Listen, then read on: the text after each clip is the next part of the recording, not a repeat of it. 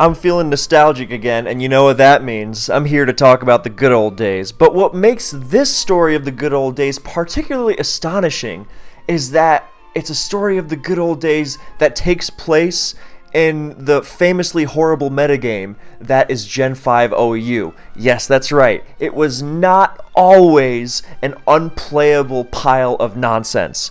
It has been for most of its existence, but there were a couple times where it was just fantastic. And this is not Black and White 1OU, as a lot of people would remember, because that still had dumb stuff in it. Whereas, like Sandvale Gliscor, for example. But the 2016 Gen 5 OU metagame, oh, it was amazing. And before we can click on this replay and let the good times start rolling, I have to set the stage. So that means I have to go back to a time where Gen 5 OU was not awesome. So most points throughout its existence. But we're going back to 2013 first, or the last year that it was current Gen OU, just OU. So... and just remembering those dark times is throwing me off my mojo, but bear with me because we're going to get to the groovy baby part really, really soon. So, we are in 2013, and just as it's been since fall of 2010, or let's say early 2011 when the metagames had some time to develop, then Gen 5 OU as the current gen is universally reviled. Even the best players, the best, most active players, they're playing it because it's current gen OU, not because they like the metagame. It's current gen OU, it's the most prominent tier in the biggest tournaments, so yeah, they're going to play it, but they hate it. And as soon as XY comes around, they ditch it. Pretty much everyone is just like, alright, thank God that's behind me. And they just disappear. Contrast this with when Gen 5 came out, then there was still a huge portion of the player base that stuck with Gen 4. Not just the people who wanted to stay in the past forever, as much as I can identify with that sentiment. Most of the best Gen 4 players were also actively playing Gen 5, but they were still in Gen 4 as well. So when XY came out, this was not the case. Decidedly not. Because everyone was so excited that they no longer had to play Gen 5 OU that they were just like, yeah, well, forget that. So the player base, the tournament player base for Gen 5 OU went from a lot of the best players around, very active, pushing it forward, and the metagame was still played in tournaments, but the players who remained playing it were so few and so different from the player base that had populated the highest echelons of the tier during the current gen. Again, unlike Gen 4, even after Gen 5 came out. So the metagame entered this kind of weird state where current Gen 5 and is very defined by these rigid archetypes.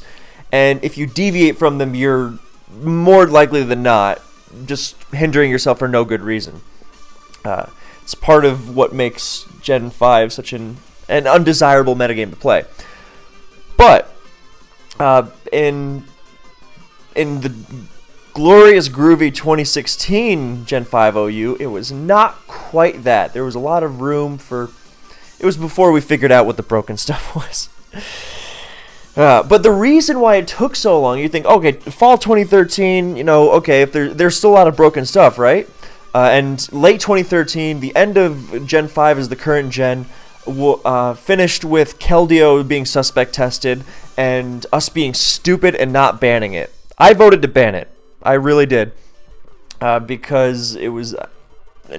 I cannot forgive my fellow players for that most grievous of mishaps. But yeah, so that's where the metagame ended. And you would think, okay, well, if the metagame is active, then surely in something with as many chaotic elements as Gen 5 OU, then it won't be long before we find something else that's broken, right? Yeah, not quite.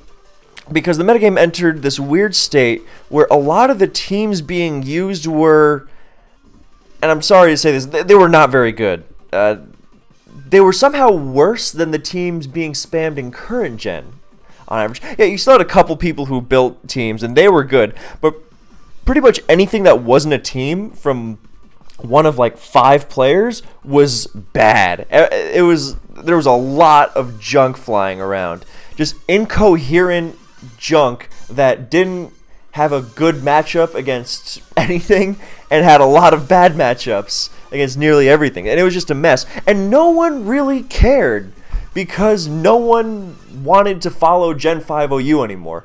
I cannot emphasize just how much this metagame was hated during the current gen, and that's why it took so long for the next broken element to show up in a tier which is famous for having broken elements. If this tier was still getting played even after XY with any degree of regularity, then it would not have taken it took more than a year and a half for the next tiering action on Gen 5 to be taken.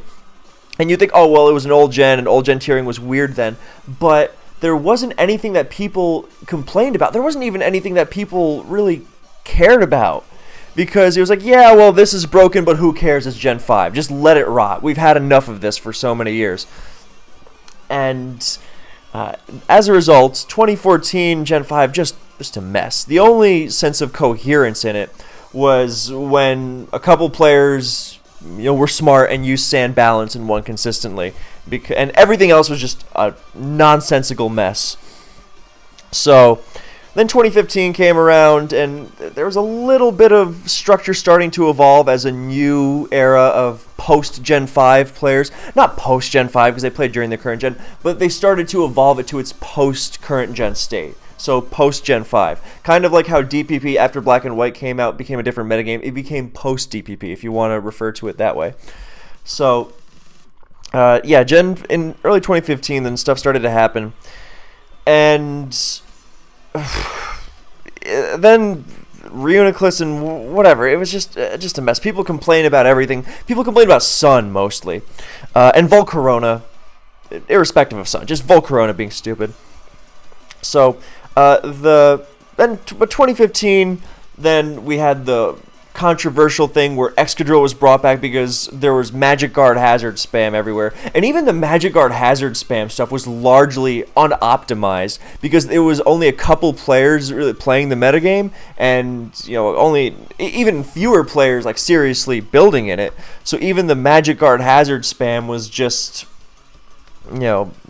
hazards and Magic Guard, because it doesn't take a rocket scientist to put those two together, and it almost doesn't matter the specifics. Because they're just so ridiculously overpowered. Kind of like how you could have a Latios with nothing but Draco Meteor, and it would probably be insane. So, point being that 2015 was a kind of transitional period, but it was a very slow one because hazards and you can't spin. Oh my god, Jellicent blocks everything, and Helmet, Garchomp, and Skarmory outlast all the spinners who are terrible anyway, and Scarf T-Tar and Zam and Reuniclus. It's a mess. Then we had Excadrill come back, and then we had Sun banned. Chlorophyll banned. So then we enter early 2016, and it's still kind of the same thing, in that there are some things happening, but by and large, very few people care, because it's so hard to find any sort of stability, just because that whole notion of the cascading threats that have permeated Black and White for so long, people weren't really taking the time to figure out how to deal with them reliably, because there were so few options for doing so, and people just didn't care about the metagame. So, we are wrapping this up because we are now in early 2016, and there's some stuff happening, but by and large, the metagame is filled with janky teams, and there hasn't really, emerged a reliable way to deal with these janky teams, because not enough people really care enough to explore the tier more. The people who are playing are like, well, it's in Smogon Tour, so I guess I gotta, or well, I guess someone's gotta play this tier in SPL. So not that there weren't, a couple minor enthusiasts and whatnot, but yeah. So that has set the stage. That took longer than I expected, but I hope the stage is sufficiently set for this. Smogon tour in early 2016. I'm going to go take one of my patented bathroom breaks because I've just worked up such excitement because now we've finally gotten our mojo back for the first time since Black and White 1, which ended in mid-2012. So we'd been suffering for a long time. Almost 4 years later, we're now in early 2016, and Smogon Tour starting. So we're about to get into the groovy part. And yes, I am using that word repeatedly on purpose because it's just awesome. So stick with me. Let the excitement build. No, I will not edit this out for any new viewers. This is part of the experience, just like why I don't use a script. They're intertwined, I swear. Anyway, BRB.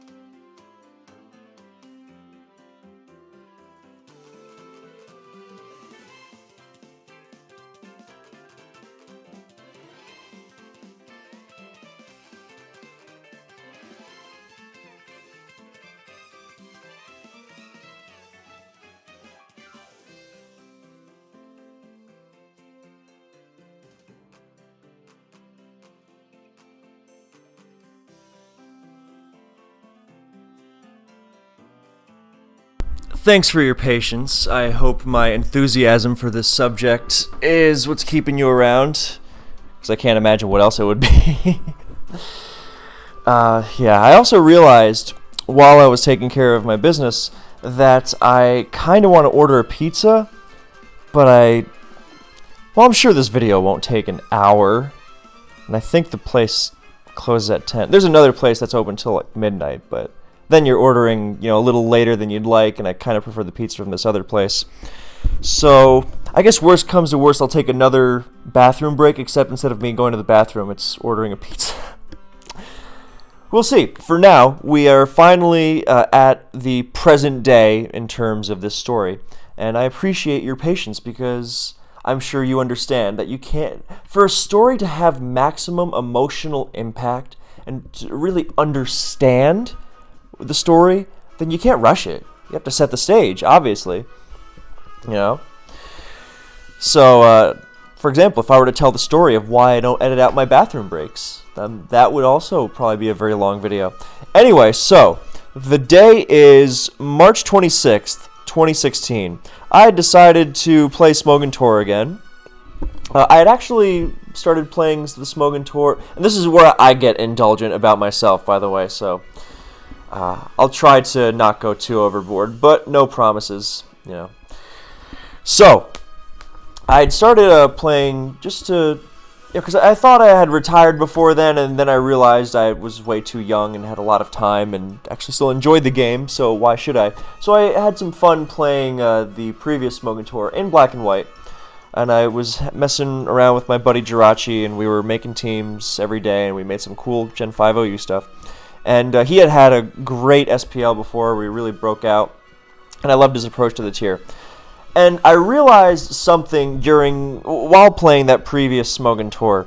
It's that as much as we've tried to fix this metagame, we've never tried to fix it enough. And I will not go down that rabbit hole of why that's been the case, because that's just going to make me furious, and I am riding my groovy vibe right now.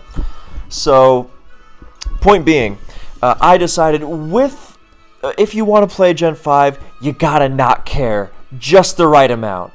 You gotta not I mean, I'm not saying use whatever garbage and hope it works, because that's not how you will get consistent results. You gotta use good teams, but you gotta accept that even the good teams, they're gonna have something. I don't mean like a crippling weakness. I'm not, because the concept that there's a Volcarona set that destroys every team, because that's nonsense. I don't mean like that. I just mean they're going to be imperfect in some regard, and I suppose this is a good lesson for every tier. And Gen 5 OU, or at least at the time, was a great tool to really drive home the lesson that even with good teams, then a lot of how you play around things is not by having hard counters to everything, but by playing with finesse, pivoting around stuff, and executing your own game plan above all else. So, I say that to say this. When this Smogon tour started, then I decided I was not going to worry at all about the Gen 5 OU teams.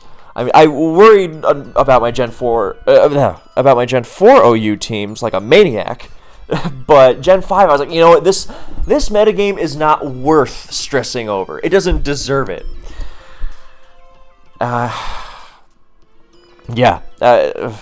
And then, of course, by not doing this is what led me to enjoy it. And that's not really a spoiler because that's what the title of the video should have given away. So I decided, you know, I'm going to take my buddy Jirachi's team. But his original team had a Scarf Lando and Scarf Garchomp. Scarf Lando and Band Garchomp. I decided I'm going to use Scarf Garchomp because I don't want to lose to Volcarona, and I don't want to lose stupid mirror matches against other people who are probably going to steal this team as well. So I'll have a faster Scarfer in the late game, and I'll have a more defensively capable Landorus Therian. Incidentally, this little team is also what kicked off the use of Rocky Helmet Lando T in Black and White, whereas before it had not been used. So, but that's not really the focus. The focus is now the shift to Scarf Garchomp. I wasn't really thinking about it. I had never been a huge Scarf Garchomp fan in current gen, and teams with it had never really been my style. But here I'm just thinking, dude, I just don't want to lose to Volk, and I don't want to lose to Scarf Land in Scarf Lando Mirrors late game. I want that advantage. But mostly the Volcarona thing, because I was like, if there's one thing I will not lose to, it's some idiot trying to cheese me with Volcarona. Incidentally, this team is actually quite good against Volcarona, even without the Scarf on Chomp, but that doesn't even matter. I was not going to take any risks. So, getting to my first game of the day. Freudian, am I right? I've been staring at Ryan Gosling too much. Starting to cause minor little shifts in my brain. So, yeah, so we get into this game, and I'm thinking, okay, how am I going to win this? Well, if that Lando doesn't have a lot of bulk, then Scarf Garchomp is probably going to clean up late game. And other than that, Trick Flame or Bladios. It's against my buddy Relus, actually. Great player. Hydreigon's annoying for sand balance, sure, but Jellicent is amazing and does everything perfectly.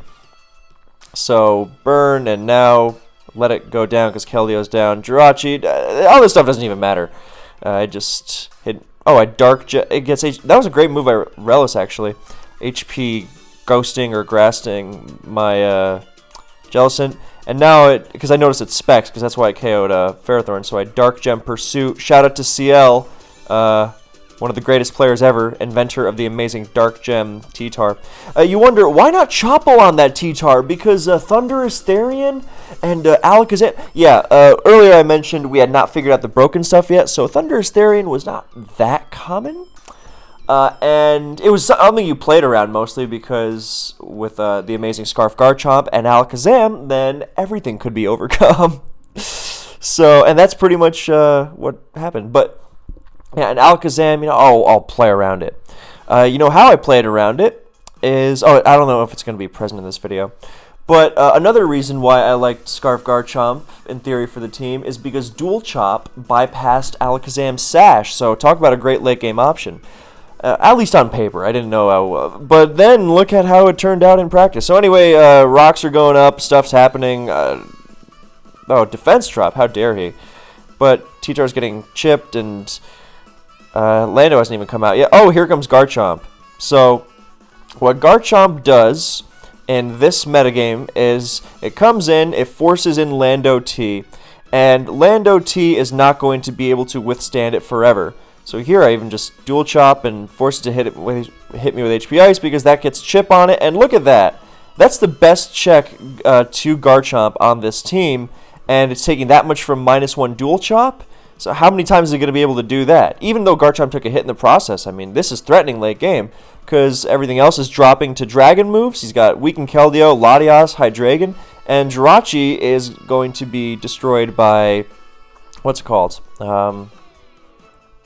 Earthquake. So obviously not the easiest thing to pivot around, but yeah, I think I got to make good use of Chomp or something.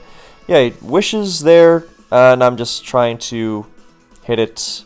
And I played this game like a mess because, yeah, this was supremely unoptimal. I shouldn't have thrown away Ferrothorn.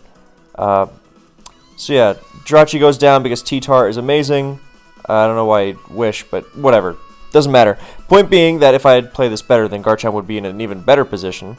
But it doesn't even need to be because there's Zam, Shadow Balling Latias, doesn't even matter. It misses Focus Blast on Hydreigon, but it doesn't even matter because look, now Lando 53 is now going to be at 41%. And yeah, Outrage just cleans up. He goes to Lando, get the Intimidate. Latias gets another Intimidate, but doesn't even matter because even at -2, it's... So this, I didn't think much of this at first, but you'll notice this as a recurring theme.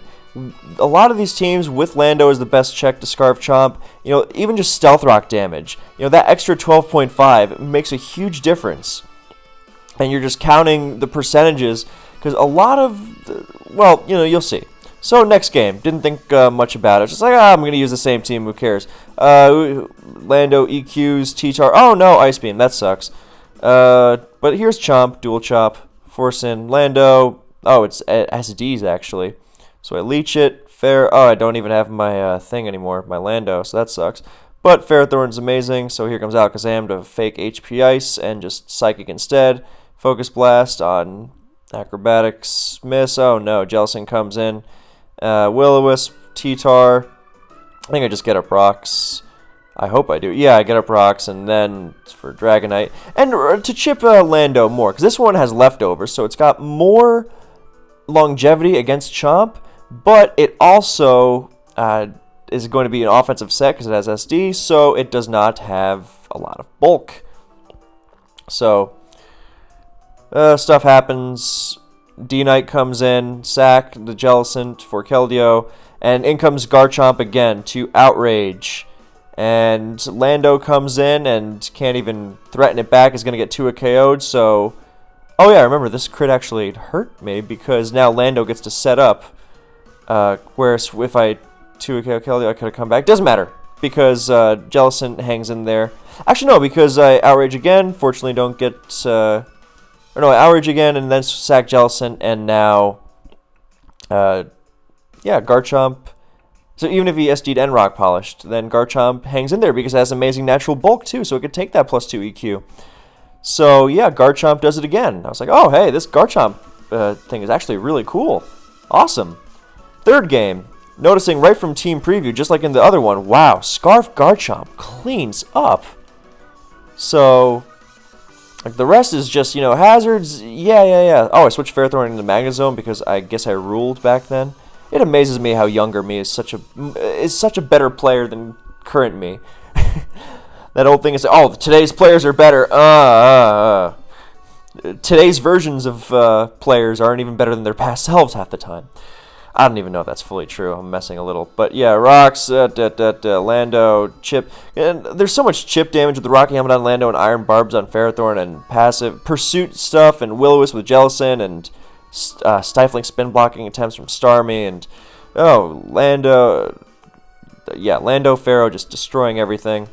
Oh, an amazing switch. Good job, 19-year-old Kev. I'm so proud of you. I wish someone else had been there to say that to you. Wow, that was really revealing. Point being, here comes Scizor again to... Oh yeah, look, now the... it's a classic case of if you watch my video on why Garchomp is amazing in DPP Ubers, then it's kind of similar here. It's like, oh yeah, Dragon and Ground are really good stab pairings because the things that want to take Dragon are few, and those few things don't want to take Earthquake. So, yeah, here's Zam doing Zam stuff, and here's Zam again. Jellicent. Oh yeah, Garchomp. So that's the third Garchomp clean in a row, as it takes out Lando, survives Bandit Extreme Speed easily, and takes out D-Knight as well. So 3 out of 3 games with the Scarf Chomp win. Look at that. Oh, that's my favorite sight, seeing Garchomp Beautiful. 2016 was a great time for Scarf Garchomp because this happened a lot. So, game number 4 against Twixtree. Oh, look at this. That exact situation. We have a mirror. Except he's using the exact Jirachi version of the team, which has Scarf Lando, and then we do a bunch of stuff, and I encore the Leech Seed because, Kev, you were really in the zone there. Nice work. After that, somewhat goofy round 1 game, of course. So, yeah, he's got the... Oh, yeah, he thinks I'm Scarf Lando here, and I U-turn out. So I don't know why I didn't just take the KO. Oh, because I thought maybe he would U-turn. Yeah, that's why. Never mind, Pass Kev. I shouldn't have doubted you. Yeah, so take that out, and this stuff happens. Zam, what happens here? Oh, yeah, is crit happy Zam. But it doesn't matter because look at what Scarf Garchomp is going to do. Dual Chop, dead Zam. Beautiful. And now it's just going to clean up in general. There's the Dark Gem Tar doing awesome stuff. I think Jirachi's original had Expert Belt. So then I changed it to Dark Gem because CL was like, Dark Gem's awesome. And I was like, okay. And there's a Scarf Chomp beating the Band Chomp. So 4 games, 4 Scarf Garchomp cleans. So I'm thinking, hey, this Scarf Chomp thing might be pretty good. And earlier mentioned the lack of stability in dealing with the sheer randomness of threats. And I was like, oh my god, Scarf Garchomp beats all these threats. So that was my revelation. Because like other Scarfers, like Lando and Jirachi, the popular ones at the time, they just couldn't. Well, first of all, not only was it nice to have a Scarfer that outsped them, because that's a huge late game advantage in the often tense late games that populate tight black and white games, but it's also able to check Volcarona, unlike them. So that's just such a great Pokemon in general, because also unlike them, it has an amazing dual stab combo. Scarf Jirachi's Iron Head and black and white, forget it. Scarf EQ from Lando hits harder than Chops, but it doesn't have the stab Outrage and Dual Chop complementing it. They can't blow through Zam in one turn with Psyshock. Dual Chop. I mean, yeah, Jirachi, Iron Head, whatever, but yeah. So, round 5 playing Livio, and I know Livio is scouting my previous game, so I was like, alright, I better switch it up. So I go with the team CL gave me, CL's Dragmag team, which also has a Scarf Garchomp. And actually, looking at the team Livio brought, I would have been fine. I don't know if he was actually trying to counter team me or whatever, but I was paranoid. But the other team, because look at Livio's team, which is also a CL team actually. So we have 2 CL teams facing off here because CL is amazing. Yeah, and this CL team is also not very well equipped against Scarf Garchomp. Its best answer to Scarf Garchomp is its own Scarf Garchomp. I think, anyway, it's been a long time. It's either Scarf Garchomp or Scarf Keldeo, but nothing else takes hits from it at all. And you don't even have the option of outspeeding it with Starmie. So, yeah, here looking to win with Scarf Chomp and not lose to the opposing Scarf Chomp. Which, that is the one thing about CL's team. What's it most weak to? Oh, other Scarf Chomp, of course. So you really got to be careful with those resists. And I was thinking, alright, if that's, I was pretty sure it was an SD Chomp, actually. I don't even remember. Like, Rocks Chomp, Scarf Jirachi. Actually, knowing CL's teams, it was a bulky Jirachi. Like, the bulky offensive set, not this Split F set. But the bulky one that doesn't give up momentum to spikers. The bulky one that yet does not give up momentum to spikers. Anyway, specifics aside, because I have very fond memories of CL-style offenses. They're so creative, so good. Creative in Gen 5 OU, genuinely. So yeah, gotta keep those resistances, Dragonite's multi-scale intact, and yeah, just gonna be Scarf Chomp. So what even happens? Jirachi leads. Oh, there's a U-turn from... Okay, so it is a Scarf Jirachi. Okay. So... Yeah, there's Rocks. Okay, Rocks Chomp, so totally fine. Also, this Jirachi has bulk to live a Chomp EQ, so that helps out a lot. Because this Jirachi on my side is the CL bulky Jirachi. Although it doesn't have the HP Fire stuff because it has Magnezone support, so it's different. But CL's offensive Jirachi stuff was so well thought out. That's another video I'm going to make, by the way. CL, the most underrated player of all time. So, what is going on here? Yeah, Icy Wind, forced to switch. Icy Wind again on Jirachi, just going to stay in and spam it all day long, I think. Do I Icy Wind? Did I Icy Wind that Chomp? Please tell me I did. Oh, nice work, Kev. I don't think I would make that play today. This is why I'm so impressed with myself. Sometimes you just gotta... Anyway, I told you it was going to be indulgent. So, Icy Winning again, and... Oh, I skipped that by accident. Yeah, now you turn to D-Knight, because now I don't need a Preservis multi-scale for Chomp. And Ghost Gem. Oh, yeah, I wonder where that... I wonder what that Ghost Gem Calm Mind Keldeo was aiming for. But yeah, now back to Jirachi, which Grass Knots the Keldeo to finish. Survives a Volcarona Fire Blast, actually, and U-turns out, just not risking Chomp at all. And now look at this, Chomp just winning. And even has a Rock Slide. Wow, I forgot about that. To really not take any chances with Volk. Sorry, I'm getting an important business text. Oh, good news. Okay, so yeah, now Kieran Black comes in and starts fusion bolting everything, if memory serves. Yeah. Oh, he's just gonna Healing Wish the Volk and just stay in and win with...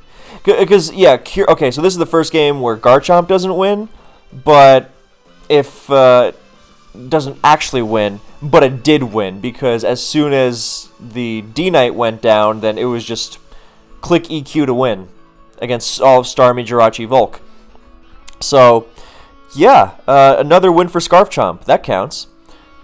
So then in the semis, then I played KG, and I decided to not go with the Scarf Chomp team, which 6.5 years later, I'm really regretting. I'm just like, why? Why did you not go with the Scarf Chomp team? And the battle itself was actually very cool, but it didn't have a Scarf Chomp, so we're skipping over it, because this video is all about how in 2016, Scarf Garchomp temporarily saved Black and White, and made it the best metagame it's ever been. So, finals round robin game 1 against Blurry. Look at, by now we know what's going to happen. Look at that. Unless that's like a tank Lando, which is not going to be the case, then Garchomp's it's just a matter of time. That's the thing with Chomp. All you got to do is kind of sit back, let the chip damage take its course, and then Chomp's going to win it for you. So, Lando doing so... I don't even remember what happens. HP the Breloom, and Gothitelle does some nonsense, but who cares, because Garchomp's going to beat everything. See, that's why I like this. Even if Jellicent gets pursued and there's a Keldeo, then there's going to be passive damage, and Alakazam is going to help soften everything up, and then Garchomp is going to offensively clean house. So, rather than trying to hard counter everything, you just out-offense them with Scarf Chomp. And I love that. Because it was also such a concrete yet easily achievable game plan, and that's what you love. It's, oh, I just got to weaken stuff and then Chomp is going to win. And it really was that easy. Anyway, this is Scarf Gothitelle not trapping Jellicent. Then stuff happens, spikes, because I need the chip for Keldeo just in case. And, wow, awesome double switch, Kev. Yeah, I'm trying to reach through time, Twin Peaks style, and tell my younger self that it was okay, that I was doing a good job. So, stay in. Fairthorn refuses to go down. Calm Mind. Jellicent. Oh, T-Tar switches in, gets burned. Lando chipping stuff, and I mean, look at this. This is just once everything else is going to get. Everything else is, Chomp food, and yeah, and even the crit. Actually, that crit really annoyed me at the time, but it doesn't matter because also. This is a great reminder of how amazing Jellicent was, whatever. Lando comes in, but that was just going to be the case anyway, because Scarf Chomp and Zam became my favorite pairing. It wasn't just Scarf Chomp, obviously, because on the Dragmag team it's helped out by CB Kieran B and DD Knight, and here with Zam. But, yeah, either way, I loved Chomp and Zam. They worked very, very well together. Jellicent wins. Okay, so again, not a Scarf Chomp clean, but would have been a win for Scarf Chomp because, I mean, what have we learned by now? Oh, and the Lando wasn't even left. Oh, yeah, the Lando wasn't even lefties. Yeah, never mind. Okay, so round robin finals game 2 against PDC. So let's look at team preview for a quick second. And PDC is actually also using a CL team, so this is a second CL on CL matchup here. CL was one of the few people still building in black and white. Made great teams. So CL is using a or PDC is using a very dangerous CL team here. But what is it weak to? You guessed it, Scarf Garchomp. And I switch back to CL's Drag Mag once again just to avoid any dumb stuff. Because Conkeldurr, the Sheer Force set would have actually been quite annoying to face. So here's some rocks. And there's a U-turn. Awesome. So now here comes Dragonite. And it's going to survive the Sheer Force Life Orb Ice Punch. Because it was Yachi, also a CL creation. So now D-Knight... Oh yeah, D-Knight just going to soften stuff up, Conk goes down, and what's going to come in? Scizor, aka the only Steel type, aka the only Garchomp Outrage resist, nothing else wants to take it. So, Bullet Punch, yeah, finish off, and whoops, Magnezone removed. So this is a very direct, brute force way of clearing the path for Chomp. So... now I let Jirachi go. I don't know why I didn't go to Garchomp immediately. I think it's 'cause I got paranoid about dual chop rolls or something. Because normally the way you do it is you send in Chomp and you just spam dual chop and you weaken the check and then you switch out and then later they just can't handle it. The whole point is that the other team just cannot switch into Chomp repeatedly, and they focused on out-offensing it, which was fine at the time for most games because Swords Dance Chomp was most popular. So it's like, all right, well, you're not going to wall Chomp long-term. You got to sack and out-offense it. And it was just as simple as just put a Scarf on it and use your Dragon Stab. So I don't know why I didn't do that here. Instead, I go to Kyurem B and I draw a Draco Meteor for Magnezone. Maybe I just wanted to soften. I don't know. But I draw a Draco Meteor and Latios goes to -2. And I think I just wanted to Volt Switch into Chip, or who knows. You know what? Given how 19-year-old Kev has been playing so far, I'm not going to doubt him. When I haven't been playing in a really long time. So I'm sure he knew what he was doing. And oh yeah, then PDC crit and I got annoyed. And here comes Kyurem. And that's gonna it'll live -2. So now a PDC has to sack something, and either Tarak goes down, or Rotom goes down, or T-Tar goes down, and that makes it easier to clean up with Chomp because dual chop T-Tar could potentially take 2 of, and then maybe something dumb could happen, like he could fake Ice Beam and then Pursuit me, and then I'd be in range for the Life Orb or CB Teraki on close combat. Something. Maybe I got a little overly cautious. Because I saw how good the matchup was for Chomp, and I didn't want to risk messing up. I remember, for a long time, my greatest fear was missing dual chop. It happened a frustrating amount, but we'll get there. So yeah, Dragon Claw, T-Tar goes down. I know it's not Custap, which was actually a very cool set. So yeah, in comes Latias, gotta let it go down. The unboosted Draco doesn't quite KO Starmie, and he recovers... but with Sand active and taking a hit, then now dual chop range. And look at this. Rotom comes in. I know it's a more offensive Rotom, but still 2-hit KO'd with rocks in Sand. That's insane. So now just dual chop again. By the way, if someone recognizes the nicknames, then awesome. Yeah, so here comes Tarak, which switch out to... because now it's just Outrage time. Because Tarak's going to... -1 its defense as Kyurem is sacked, and then he has to hope that he gets either my Outrage doesn't crit, or that he crits close combat, or he gets the 6.3% roll that close combat will KO Garchomp from full, and Outrage, he dies to Rough Skin if he doesn't crit or get the roll, and he doesn't, and finishing it off with the Scarf Chomp sweep. So, that made March 2016 a great day. For me, and a remnant, or sorry, not a remnant, good lord, a signifier for what the rest of the year would look like for the Gen 5 OU metagame, because Scarf Chomp was everywhere. I kept spamming it. I mean, I just mentioned how my biggest fear was spamming dual chop. That's because I was using a lot of dual chop. I mean, there are more replays we're going to see, but there are so many that I couldn't dig up just because the Showdown replay finder doesn't go that far back. It only goes back, I don't even know how many games, but, this is a long time ago, so that's an ad. Yeah, so I started spamming Scarf Chomp everywhere. Here are some more replays from another tour. We won't even go through them, but just see the team preview. There the team is again. There CL's team is again. This is actually 2 Scarf Chomps. There's another one. There's another one. Oh, this one was actually facing an old team of mine. And there's another one. A Scarf Chomp cleaned up this one. Scarf Chomp cleaned up most of those, actually. And Scarf Chomp, even against this bulky team with Skarmory and Reuniclus. Obviously, it had teammates doing a lot of the heavy lifting here. But the point is that Scarf Garchomp is so good against offense. So lights out that it lets you focus on other Pokemon like Mew that specialize in shutting out defense. That was the idea for a lot of the teams. And you know what I started doing? Before, my mentality was going to be, oh, well, I'm just not going to build at all. I'm just going to spam whatever. And now I was like, oh my god, I've found stability in the most unstable OU metagame of all time. And I actually started building again. I started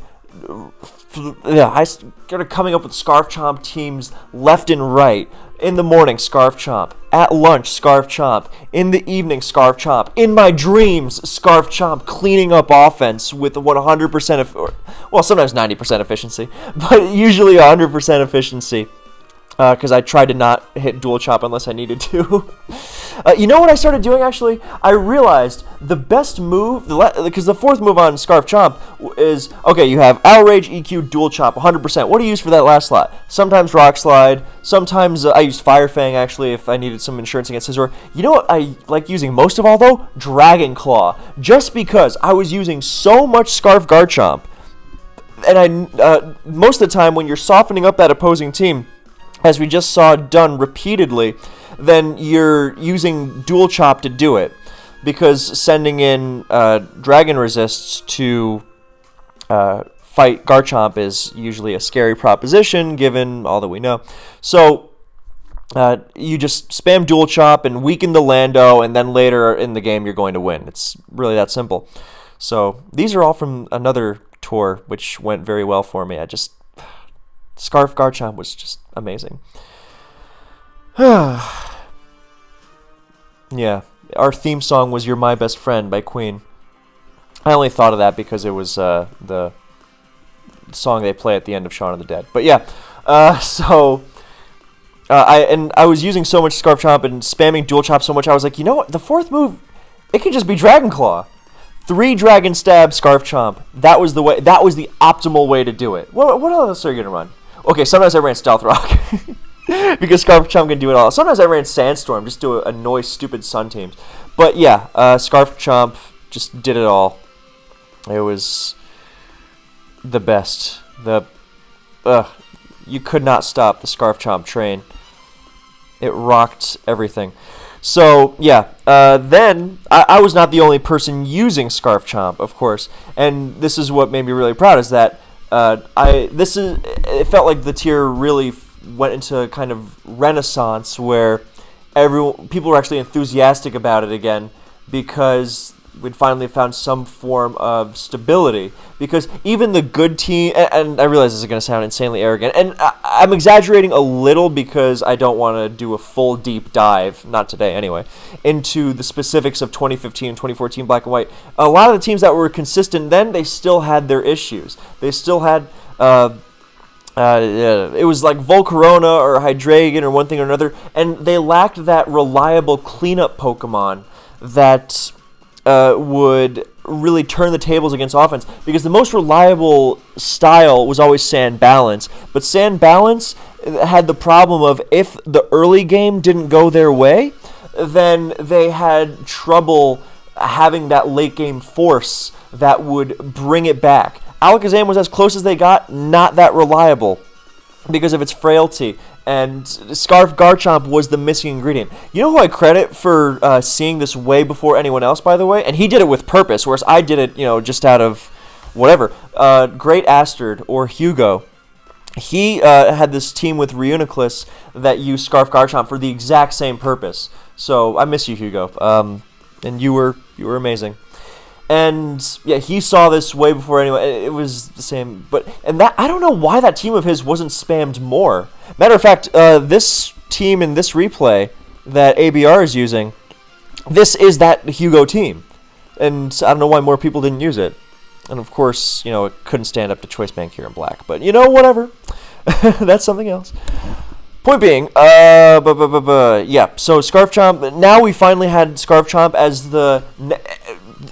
Before there was a kind of uncertainty. That's what kind of pushed people away from Gen 5. Oh, yeah, I could build a team to be pretty decent, but it'd get messed up by so-and-so. And now with Scarf Garchomp, now we have a starting point from which we can progress. So, I was not the only player using Scarf Chomp, of course. So, I've mentioned CL about a gajillion times already, and I have a game of CLs to show you now. This is the Smogon Tour Season 21 Finals. The date was... What was the date on this previous tour? April 16th, so a couple weeks after the first one. So yeah, this was June 18th. This is the deciding game of Smogon Tour 21. And we've got CL versus Cosine 180. So we saw a lot of people using CL teams in Gen 5, myself included. And you see this team that CL is using is is another variant. I think CL used the Conkelder version of this version of the team PDC used, the Conkelder version in round 1 of the tour, and then edited it to include other stuff. But this is that same style of offense that CL really liked. So, sorry, trying to not go on a million tangents about how amazing CL was. That's for the video dedicated to that subject. So, CL was another ardent supporter of Scarf Garchomp and used it a lot on those teams. And here's a fantastic example. So, again, we're going back to that trend of what black and white teams were at the time, and their unifying factor was cleaned up by Scarf Chomp. So look at Cosine's team. I mean, once Ferrothorn goes down, which is going to happen because it has to take on Rotom and Latios, and it's going to get burned. I mean, this is just begging to get destroyed by Chomp. So is that what happens? So Latios, Ferrothorn, misses Draco. So already, Spikes, Will-O-Wisp, doesn't matter, it's burned. Here comes one of the greatest. I'm going to focus on this more in the video, focus on CL. But this sequence in which CL CCs into Starmie purposely and quick attacks to guarantee that rocks will stay up. And once rocks go up, then Chomp is going to have an easy time revenging even Gyarados, even without a rock move. Because you just outrage. So rocks go up, Starmie goes down, and that is... Yeah, so Cosine has Chomp, but as was also more pertinent to the times than it was SD. So in comes a Rotom, not even to counter the Chomp, literally just to scout if it's a Scarf or not. Because if it's not Scarf, then it doesn't even matter if Rotom goes down, because it means that CL's Chomp is going to win. So here comes Politoed, and now Latios does some broken stuff, and here comes Scizor. Lefties, U-turning out of Volk, doesn't even matter if it gets flame-bodied, because now Latios and the Dragon Assault that is so characteristic of Gen 5, and now it doesn't even KO Ferrothorn, but it doesn't matter because now the Dragon Resist isn't just hindered, it's out of the picture. So yeah, Rotom comes in. Forget the minutia of the endgame. Point being, doesn't even matter if Garchomp KOs. Because Garchomp didn't want to get intimidated. So it doesn't even matter if Garchomp gets KO'd here. It doesn't KO because it's Garchomp's Outrage plus the Rough Skin that Chomp is going to take, that Garrett is going to take, and Scizor's Bullet Punch. But it's really just Scarf Chomp threatening the whole time. So, yeah, Chomp does it. Chomp wins Smogon Tour 21. Yeah, so at this point, with all the Scarf Chomp that starts getting used and people noticing, then the metagame starts shifting, and So here's a forum post, in fact, of CL's.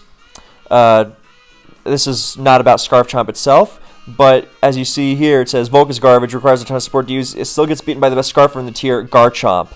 And this is a little later. This is July, almost August of 2016. But the way CL just said the best Scarfer in the tier, Garchomp, this was an accepted fact by that point. Whereas, at the beginning of the year, then it was like, oh yeah, there's one team that people use with it, whatever, and now it's a standard. So if we go to the World Cup of Pokemon, so we're going to jump around in time a little. So this is June 28th, 2016. So after CL has won Smogon Tour, after, right? Yeah, June 18th is the day CL won Smogon Tour. June 28th is the date of this World Cup game. So, yeah, our World Cup is starting, and, where's Black and White going to go next now in this exciting new phase where people are actually enjoying playing it? So, we've got this Ray Scarface versus Anti team. Ray's got a very unique stall team, and it's a bunch of bulky stuff tied together by Scarf Garchomp. Fail-safe at its very best. So, and this shows that even, because a lot of those other teams were, quite frail, but Anti's team here is quite bulky, actually. He's got we don't even know what the Lando set is, but he's got a bulky Breloom, as we'll find out, a bulky Slowking, a bulky Heatran, and still, just a Scarf Garchomp is threatening. Kind of reminds me of Genesect in a way, because Genesect was the most threatening Pokemon in the tier with a Scarf set, which is ludicrous. But there's a reason why, throughout all of 2016, and early 2017, actually, as well. But we're focusing on 2016 right now. Throughout all of 2016, I was calling Scarf Garchomp the best Pokemon in the tier, because every single tournament I played, I brought Scarf Garchomp in one form or another. Usually in a best-of-3 settings, then I brought it twice, even 3 times. Sometimes even the same team repeatedly, just because I knew, look, whatever I'm going to face, it's not going to handle Scarf Garchomp. And it won over and over and over again. This is why I wish Showdown's replay feature went back further, because I can't even get to games of mine from my main account from 2017, let alone 2016. But it was just over and over and over. So we don't even, we've been going over a lot of games, and this video is already quite long, so we're not going to even go over the games themselves. But we're just going to skip through and look. Oh yeah, so look, it's a Scarf, Lando, and yeah, it gets chipped, or it gets chipped hard by a crit here. But point is, just pretend it didn't crit and pretend that it took 16 twice, right? So we can do this through the power of technology. Drain. Wow, the peaceful music is such a contrast to my borderline manic enthusiasm for Scarf Garchomp in the year 2016. So yeah, 16 brings it down to 72, so then we'll bring it down to 56, right? Am I doing my math right? Yeah, yeah, of course I am. It's that thing where you instantly do the math and you're like, no, I must be wrong, that was too quick.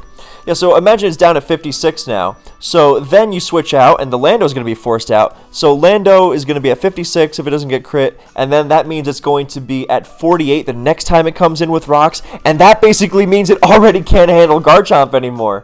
And the only other the Pokemon that can take Dragon moves is, T-Tar and Heatran, but neither of them really want to switch into Chomp. Neither does the other EQ immunity, so yeah, Ray's got a good defensive core going here, but the whole point is that Scarf Chomp is going to be the thing cleaning up late game. Now, that doesn't happen because Ray's defensive core actually is sufficient to win the game. But the point is that if Anti broke past, like with his Nasty Plot Slowking, or if his Breloom had a different set, or a different Latios or a different Heatran or, whatever happened, then the point is, as long as Ray didn't let Breloom get a million bulk ups, which he wouldn't have, I'm sure, then he would have just cleaned up with Scarf Chomp. Because even with a Protect Breloom, with the hazard support, Scarf Chomp was just obscene. Yeah, Spikes obviously pushed Chomp into a whole new realm of ridiculousness. But with Lando, then Lando's immune to Spikes, obviously. So yeah, stuff happens, doesn't even matter. We're going to highlight another game of mine next, but I'm not the one with the Scarf Chomp here, and we're not going to go over this because I talked about myself enough already, but I will stress that when I knew that this team Ray was using, it was built by Finchinator, and I instantly recognized that's the style of team I loved. The Scarf Garchomp cleanup. You recognize it from the replays I just shoved in your face for however long. Right? And And I was terrified because here I'm using a more offensive team than my usual stuff. It was another team built by Jirachi, the amazing. And I tweaked some stuff, specifically.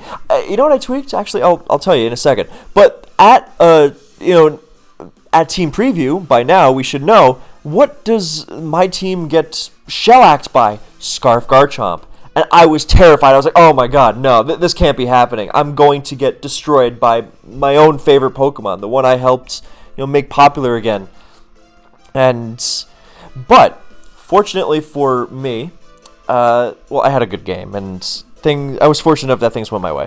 But a lot of the changes I made were specifically geared towards not losing to Scarf Chomp, because I loved this style of offense. It was very strong, but I knew better than anyone just how vulnerable it was to Scarf Chomp because of how many such styles of offense I had such free wins with, again, with my own Scarf Chomp.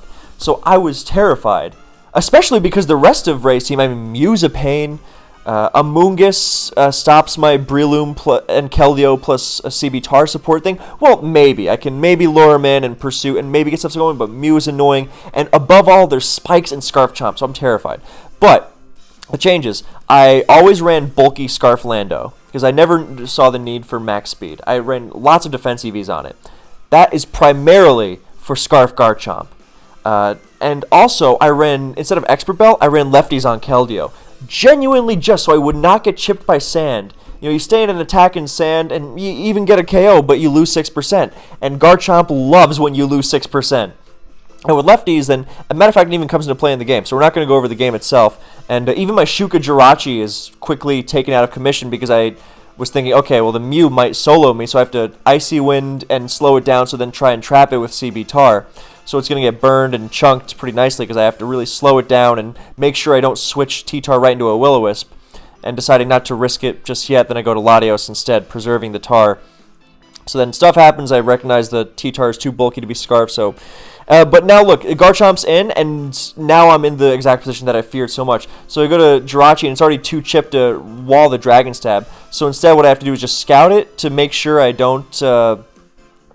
I don't even know. And after this, I realized I could have gone right to Lando there. Because even with the scouting of the Dual Chop, then my best move is still Lando after. So then I realized I could have played that better. And I was kicking myself because I was like, that's exactly what the Scarf Chomp player wants.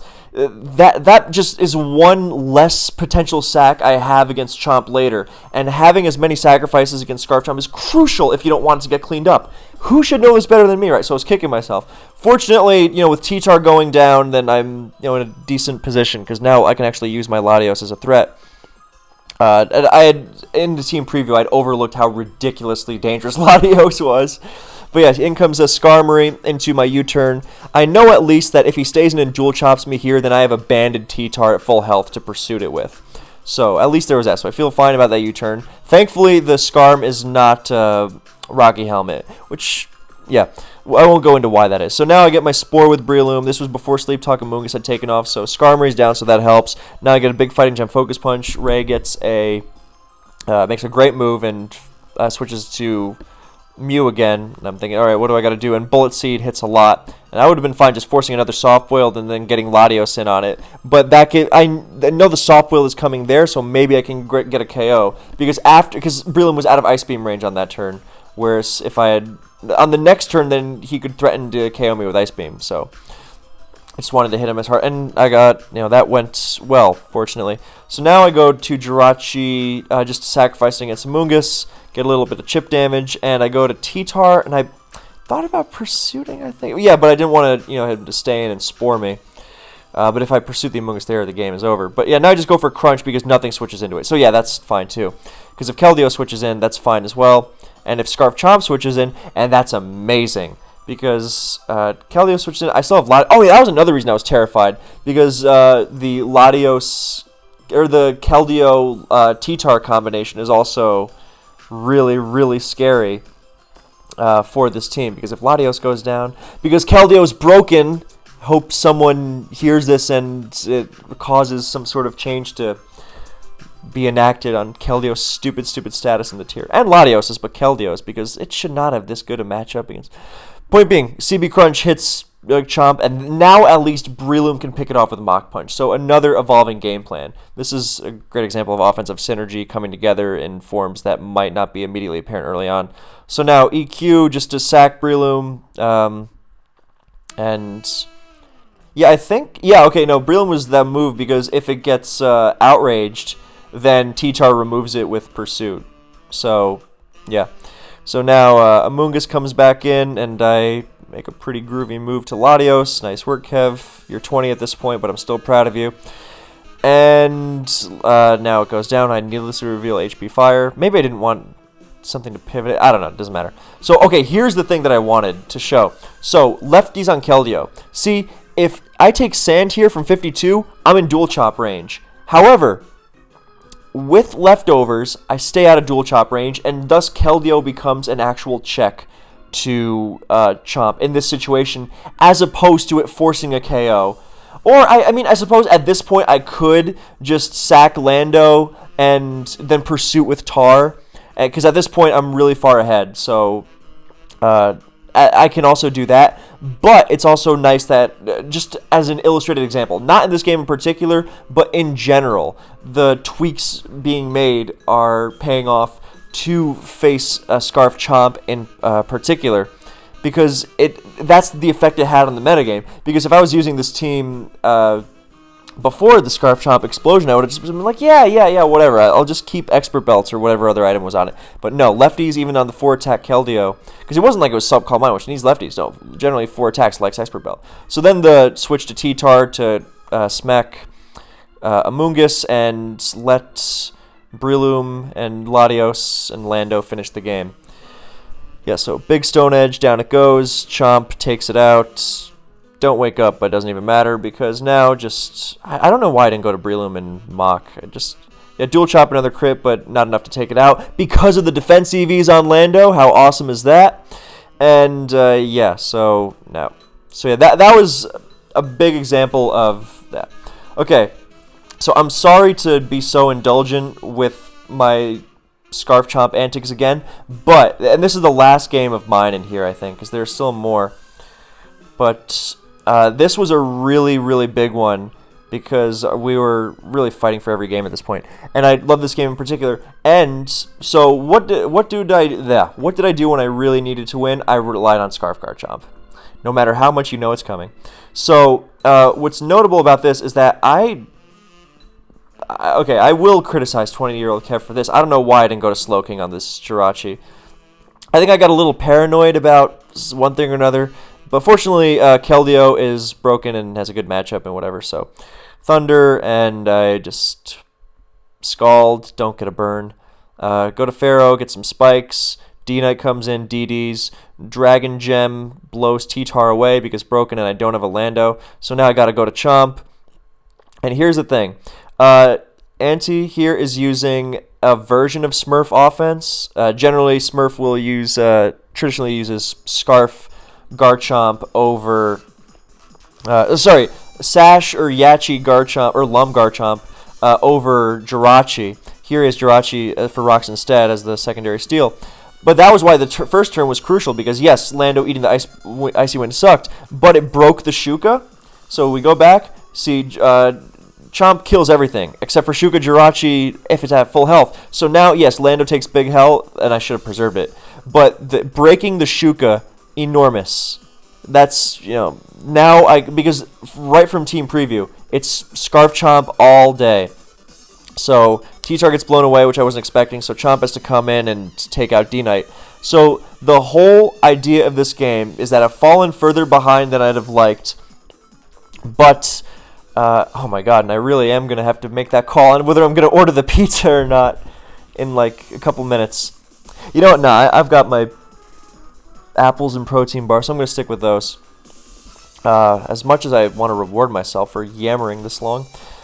So, the whole point is, can Scarf Chomp win the game before the rest, while I have less sacrifices and before the offenses are overwhelmed? So, it's pretty much, is Scarf Chomp going to do it? So here comes Keldeo, subbing on the Scizor. Scout Acrobatics, if it is Acrobatics, but it's not. It's Life Orb Superpower. I should have subbed again. I messed up the calc, and I soared, and I lose Keldeo for no good reason at all. and that would have been a game changer if I had been able to preserve Keldeo and the sacks, because now, before in the previous game, it was preserving sacrifices against Scarf Garchomp. Here, it's preserving sacrifices so I can make the most of Scarf Garchomp. Fortunately, at this point, anything is going to be able to... Or Scarf Garchomp beats everything one-on-one, and Ante is forced to rely on resists to try and beat it. So, this is one of my proudest endgames, I have to say. Because it's all about mapping out, I think even right from turn 13 or 12, I'm mapping out what I'm going to KO, what I'm going to KO XYZ Pokemon with, and what's going to come in after, and then what I do, and then what move I lock into, and also I can get into that position, because once Breloom goes down, then EQ wins. It will KO Starmie, it will KO Volcarona with spikes and sand, and it will KO the Shuka-less Jirachi, which is already at half health anyway. So all you got to do is take down Breloom. So, let it go, and Focus Punch takes out Pharaoh, fine. In comes Scarf Garchomp, again on Breloom, and this is one of the matchups where I had Fire Fang because I wanted the security against Scizor of all things, actually. So now... I can't EQ because it's not going to KO. I guess I could predict the Mach Punch, but that's too risky. Didn't want to risk that. Can't Outrage because then Jirachi will survive it, and then I'm get forced out. And theoretically, I could. And Fire Fang has higher accuracy than Dual Chop, pretty much. And I'm really paranoid about missing Dual Chop, because then Jirachi comes in, and yes, theoretically, if Breloom is sacked, then I go to Jirachi, or Jirachi comes in, and I go to Slowking, and then eventually get Garchomp back, and EQ wins as long as Volk doesn't get 2 Quiver Dances, right? And my Slowking is Dragon Tail, which is unexpected because it had not been used before, and he doesn't know that, so he's going to try and get 2 Quiver Dances to blast past my Garchomp, but I can guarantee that he doesn't get it. All about, again, with any other Scarfer. If I had Scarf Lando here, I can't do this. If Scarf Jirachi or whatever, if Scarf Keldeo, then yeah, sure, maybe. But Scarf Keldeo does not have the, it can't even take out Starmie from high health. And that's the biggest difference in Scarf Garchomp's.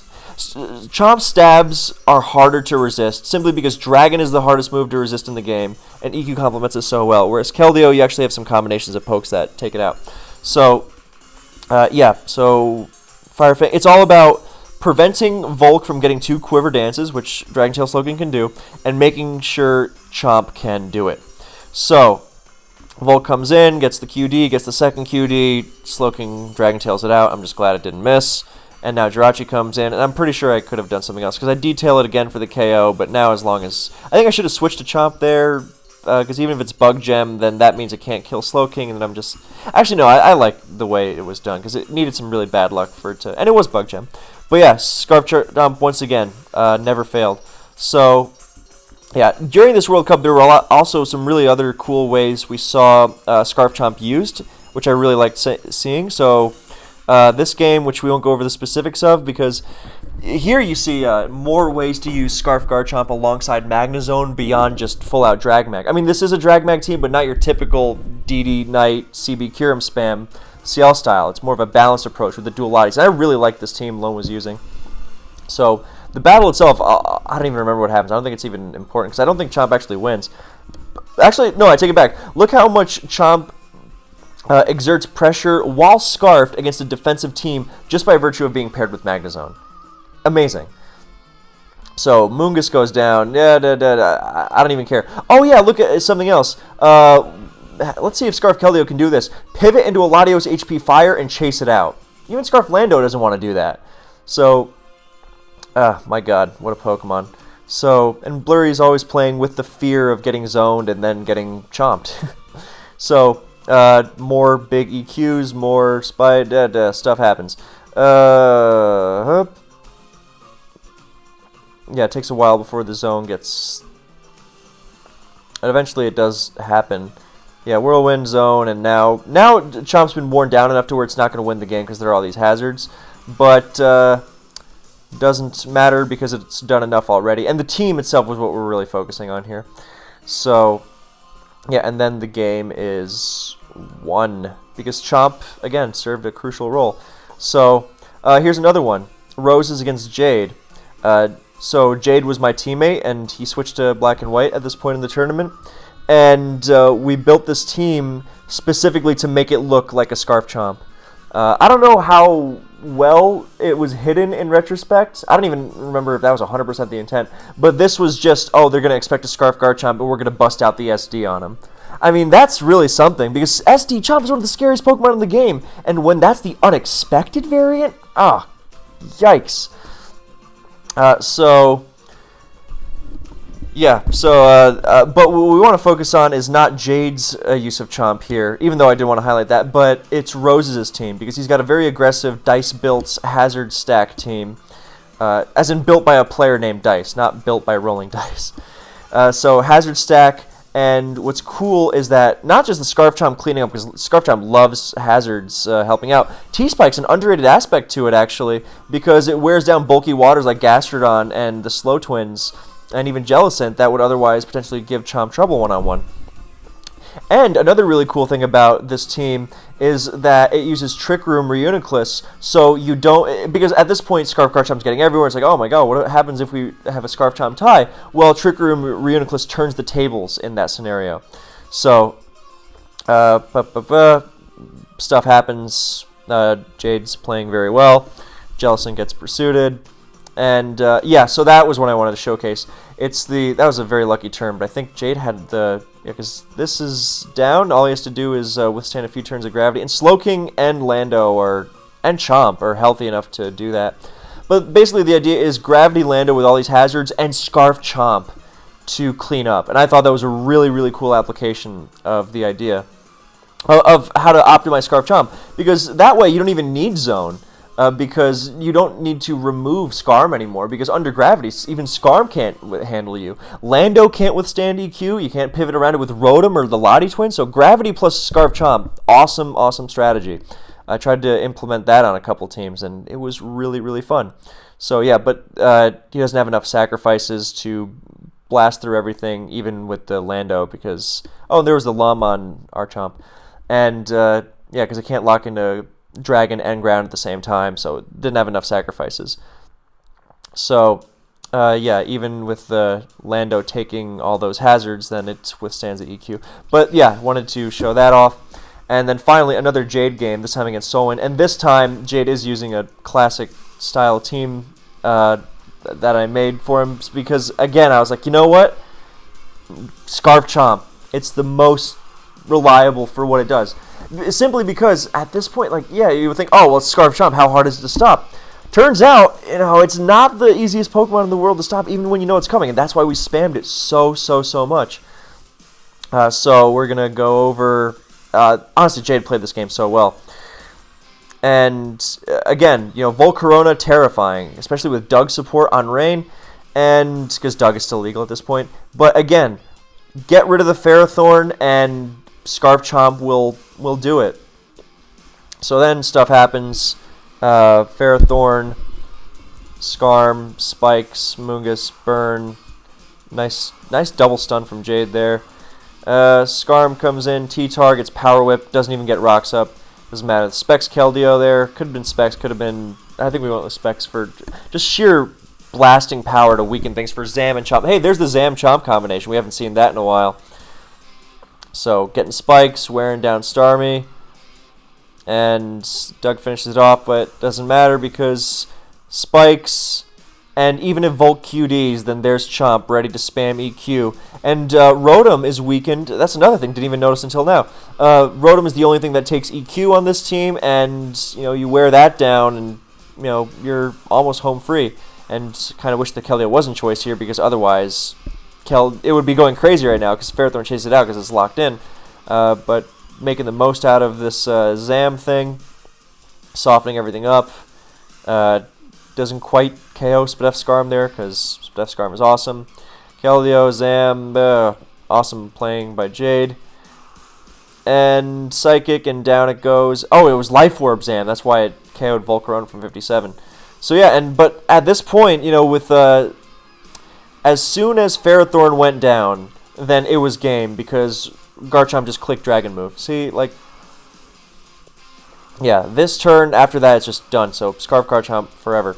So I think we're finally gonna call it there because Jade actually then told FLCL to use this because this is those were all World Cup games. This is a Smogon Tour game several months later, and I and everyone else kept using Scarf Garchomp because it was amazing.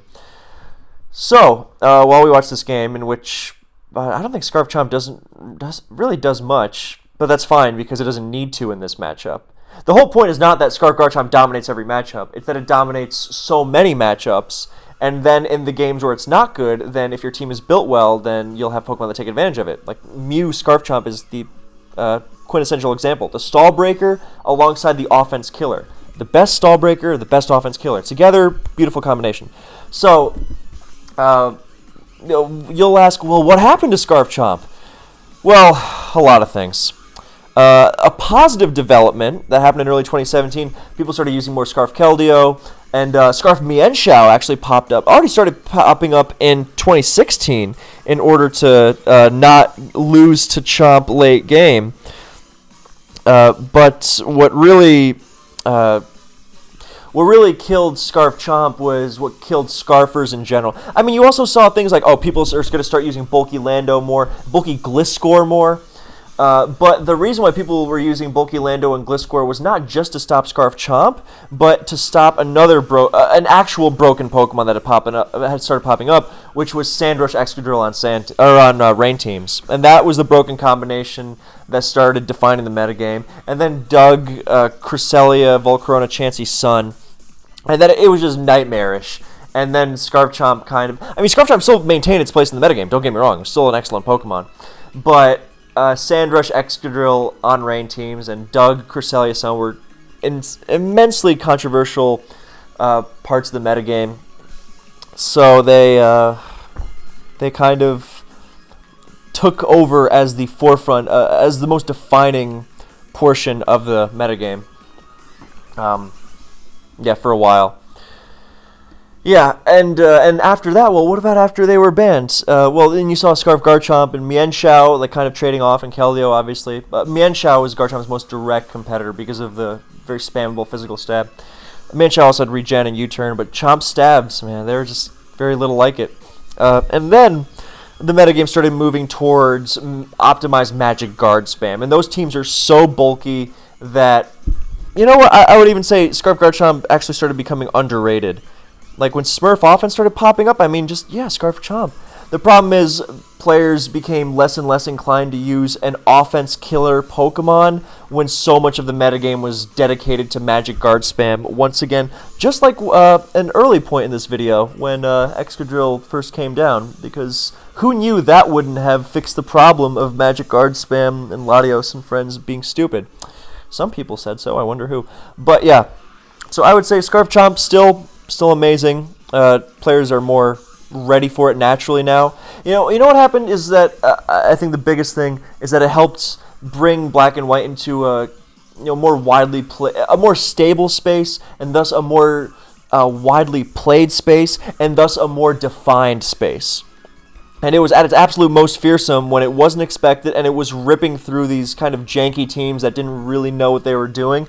And I mean, it was just merciless. That's why it carried me so far, and so many other players so far, because it just, look, these offense teams are naturally shredded by it, and it's just going to destroy you every single time if you play decently. So, I mean, in this game it's not doing much, but it doesn't need to. It just needs to help chase out the Zapdos, and that's all it does. And then Mew will take over the rest. So, yeah, point being, yeah, Scarf Garchomp's still good, but at that point, I mean, honestly, I remember in the Smogon Tour the Smogon Tour playoffs of the second tour of 2016, that I remember going out of my way to not use Scarf Garchomp. Actually, no, I used it against Soulwind, and it wound up being useful, but not in the way I wanted. It was still useful, though, even against a bulky Cresselia Sun team. I messed up the game a little, and then some other stuff happened, but Chomp was still useful. But I remember in round 1, and I think semis, and especially finals, I was going out of my way to not use Scarf Chomp, just because, it's so expected. And then in my round 1 game, I was like, why didn't I mean, it went well and everything. I was like, I should have just brought Scarf Chomp. It would have terrorized. And then in finals as well, I was like, okay, in finals, I definitely not bring my Scarf Chomp because that's the one thing that's going to be expected. And then I get into the matchup, I'm like, actually, I brought an SD Chomp in the final specifically to try and do that thing from the Jade game where it's like, oh, he's going to think I'm Scarf, and then I'm going to unleash SD on him. It's going to be terrifying. And it actually was very good for that.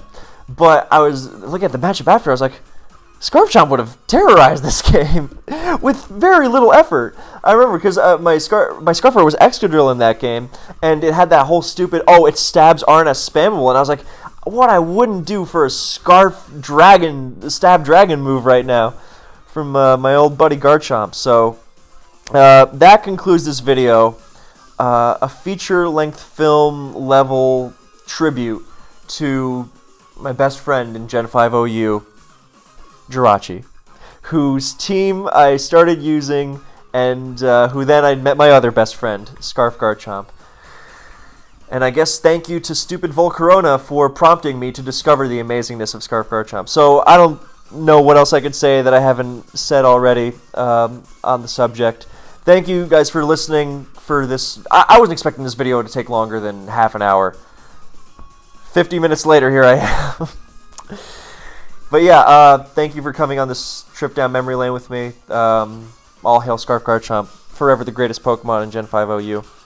Maybe if we had discovered it earlier, then this tier would have stabilized earlier, and we would have saved ourselves years of, well, who knows? Woulda, coulda, shoulda, doesn't matter. 2016 was the greatest metagame in Gen 5 OU history, and it is all thanks to Scarf Garchomp.